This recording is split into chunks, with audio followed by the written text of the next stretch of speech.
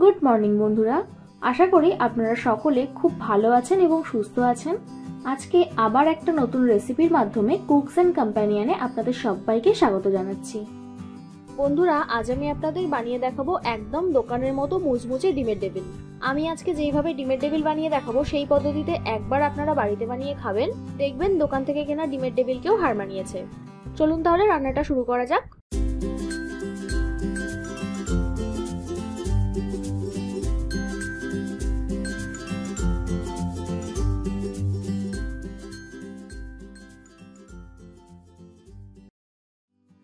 প্রথমেই একটা পাত্রে জল গরম করে দুটো ডিম সেদ্ধ করতে বসিয়ে দেব। আর ডিম সেদ্ধ করার সময় আপনারা অবশ্যই সামান্য নুন দিয়ে দেবেন।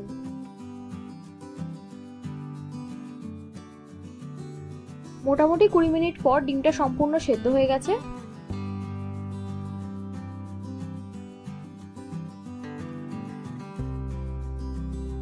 এবার এটাকে ছাড়িয়ে নিয়ে এই রকম দুভাগ করে কেটে নেব।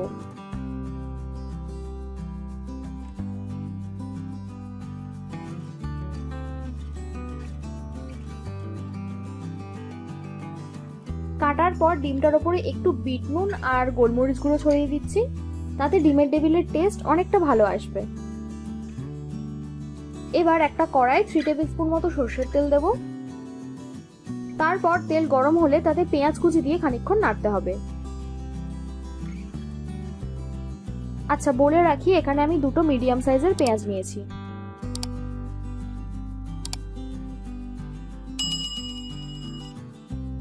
এবার দিয়ে দেবো 1 টেবিল স্পুন রসুন কুচি। এটাকেও হালকা করে পেঁয়াজের সাথে ভেজে নেবেন।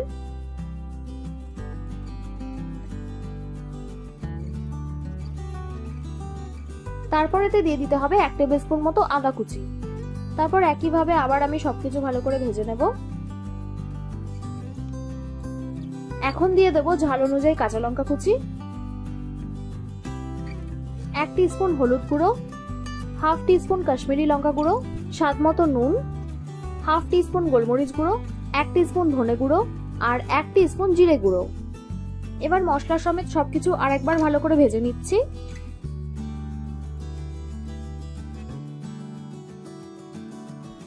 ঠিক এই পর্যায়ে দিয়ে দিতে হবে দুটো সেদ্ধ করা আলু।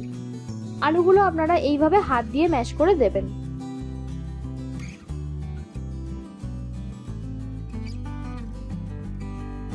এখন ঠিক একইভাবে মশলার সাথে আলুটাও ভালো করে ভেজে নিচ্ছি। আলুটা কিন্তু একটু সময় নিয়ে ভালো করে ভাজতে হবে।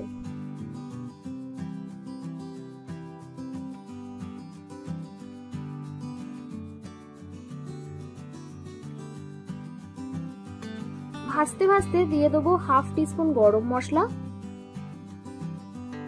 1 টিস্পুন ভাজা মশলা, 1 মুঠো ধনেপাতা কুচি আর কিশমিশ কুচি। এবার আর কিছুক্ষণ ভালো করে মিশিয়ে নেব, তাহলেই কিন্তু পুর একদম রেডি হয়ে যাবে। তাও যদি আপনাদের মনে হয় ঠিক করে বাইন্ডিং আসছে না, তাহলে 1 মুঠো ব্রেড ক্রাম্ব দিয়ে দিতে পারেন। ব্রেড ক্রাম্বটা দেওয়ার পর কিন্তু গ্যাস বন্ধ করে দিতে হবে।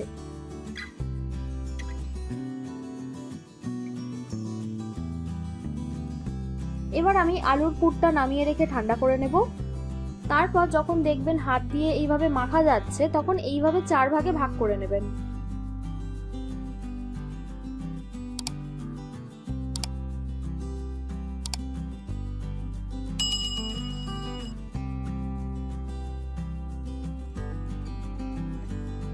এখন 1 ভাগ এইভাবে হাতের তালুতে নিয়ে একটু স্প্রেড করে দিচ্ছি।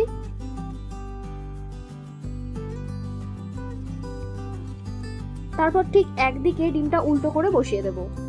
এবার আর কিছুই না, আলু দিয়ে ডিমটা কভার করে দিতে হবে এবং শেপটা ঠিক একটা গোটা ডিমের আকারে দিতে হবে।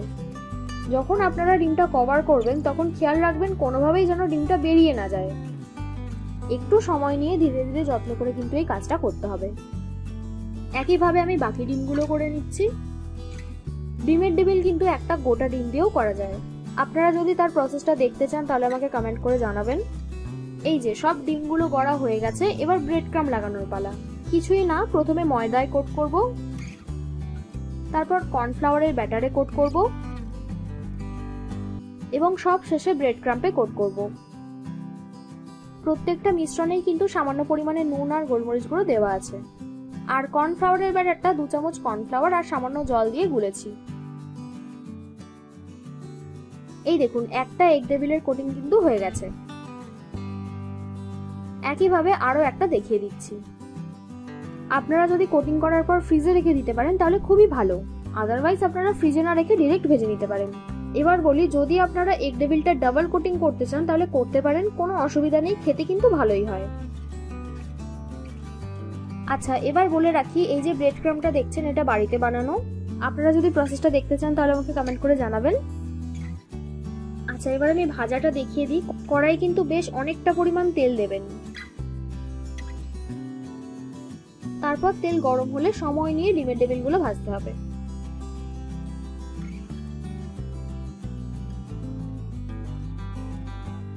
এইভাবে খুন্তি দিয়ে তেল দেবেন, তাহলে উপরটাও একসাথে ভাজা হবে।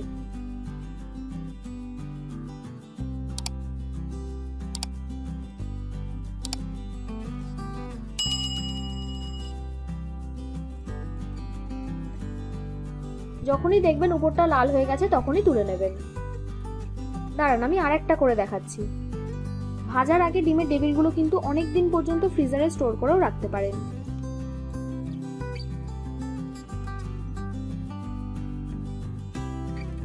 আপনারা যারা প্রথমবার বানাবেন তাদের একটু সমস্যা হতে পারে, তবে আস্তে আস্তে শিখে যাবেন। ভিডিওটা ভালো লাগলে একটা লাইক করবেন আর সাবস্ক্রাইব করে আমাকে আরো উৎসাহ দিন, যাতে এই রকম ভালো ভালো রেসিপি আপনাদের কাছে প্রতিনিয়ত আনতে পারি। আমি রান্নায় যা যা উপকরণ ব্যবহার করেছি সেগুলো আপনারা ডেসক্রিপশনে পেয়ে যাবেন। আমার বানানো রান্নাগুলো এতক্ষণ সময় নিয়ে দেখার জন্য আপনাদের সকলকে অসংখ্য ধন্যবাদ। ভালো থাকবেন, সুস্থ থাকবেন, আবার দেখা হবে নতুন কোনো রেসিপির সাথে।